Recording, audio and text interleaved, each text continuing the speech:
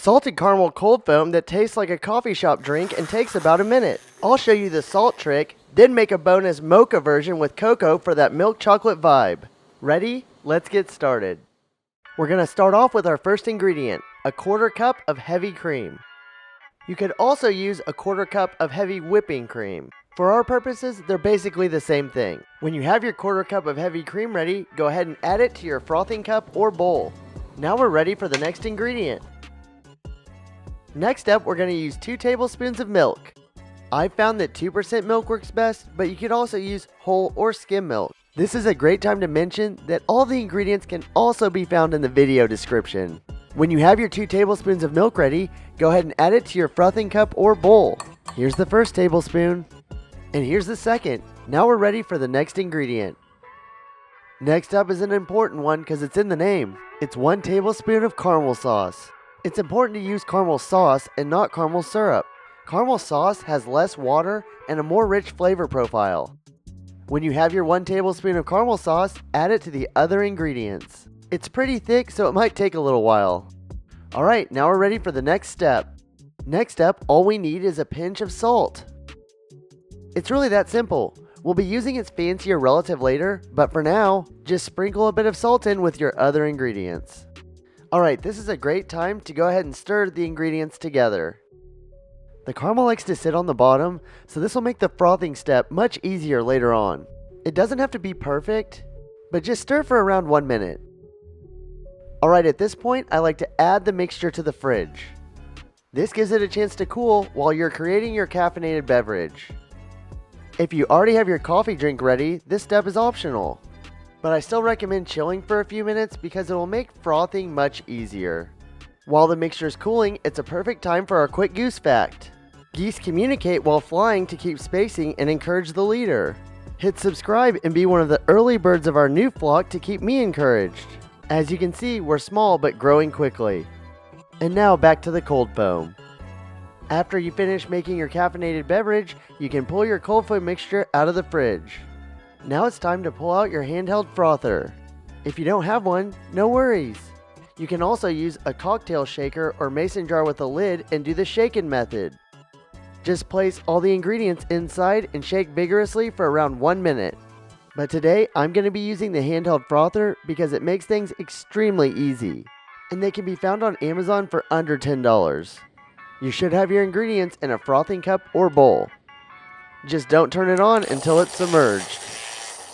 Froth for around 30 to 45 seconds. At that point, you should start to see soft peaks. It will be thicker and it should look something like this. And now we're ready to add it to our caffeinated beverage. Some great options include cold brews, iced lattes, iced caramel macchiatos, and iced mochas. I'll include other coffee drinks that this cold foam pairs well with in the video description. But if you know of any, please leave a comment. Your comments really do help and I read all of them. You can either pour or use a spoon to add the cold foam. Now let's add the topping to the cold foam. Time to bring back out the caramel sauce. I try to take my time and drizzle it as evenly as possible. Okay, let's bring out the final ingredient. It's flaky sea salt. This was my first time actually using flaky sea salt. I like it because it lightly sits on top of the cold foam rather than sinking in.